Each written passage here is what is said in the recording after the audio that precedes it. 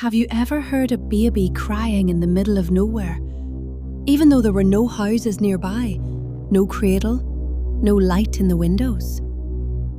Imagine walking alone through a forest path at night and hearing that sound behind you. Soft, fragile, almost lost in the wind.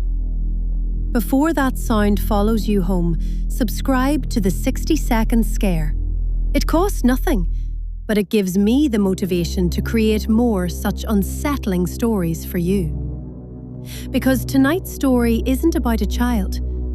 It's about something that was never given a place in this world. In the remote villages of old Scandinavia, when fear and secrecy ruled harsh winters, some newborns were hidden away from the world. No lullabies, no names written down, no final rites spoken over them.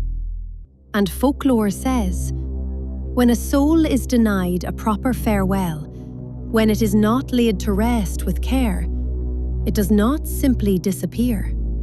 It lingers. It becomes what the old stories call a Myling. Small, pale, its voice forever trapped in that first cry. But that cry is not for comfort. It is a request. Long ago, a traveller named Eirik walked a narrow forest road between villages. Late autumn, the air sharp and cold. Halfway through the woods, he heard it. A baby crying. He stopped. The sound drifted from behind a cluster of birch trees. "Hello?" he called. The crying grew louder, then suddenly stopped. The silence felt heavier than the sound. He turned to continue walking, and something cold settled on his shoulders. Not hands, not arms, just weight. A weight no larger than a child, but far heavier than it should have been. His knees trembled. A faint voice whispered near his ear, "Carry me." The Myling cannot walk on its own. It cannot leave the forest without help.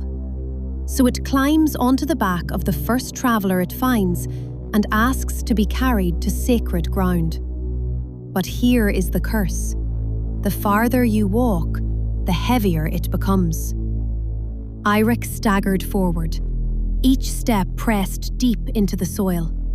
The small presence on his back began to murmur, "You must bury me. You must bury me properly."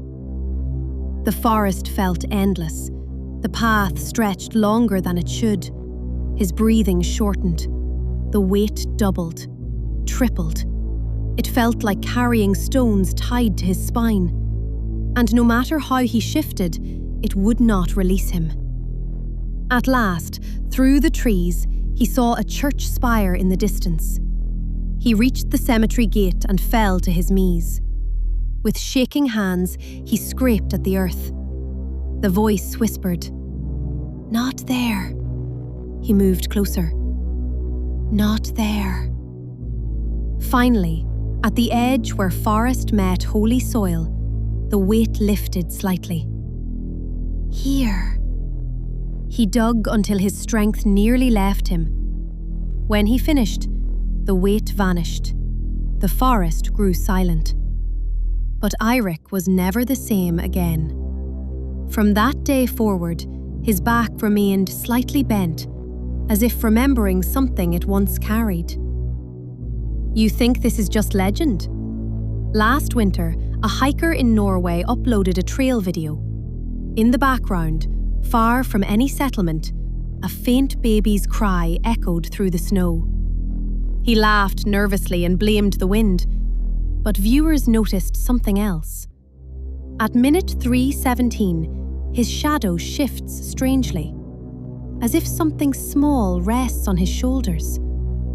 And when he turns around, the snow behind him shows only one set of footprints, deep, as if he was carrying more than himself. He never uploaded again. Folklore says the Myling does not appear without reason. It only seeks what it was denied. a place, a name, a farewell. So if you ever hear a baby crying in the forest or in an empty hallway late at night, ask yourself, is it calling for comfort or is it asking to be carried? If you were alone on that road and felt something settle onto your back, would you carry it to its resting place? Or would you try to walk away? If this story unsettled you, just wait. In the coming days, I'll bring you another spine-chilling tale.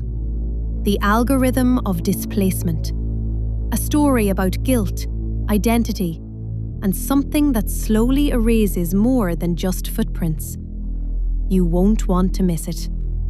And since you've stayed with me through this darkness, like, share, comment, and subscribe to the 60-Second Scare. Your support keeps these stories alive.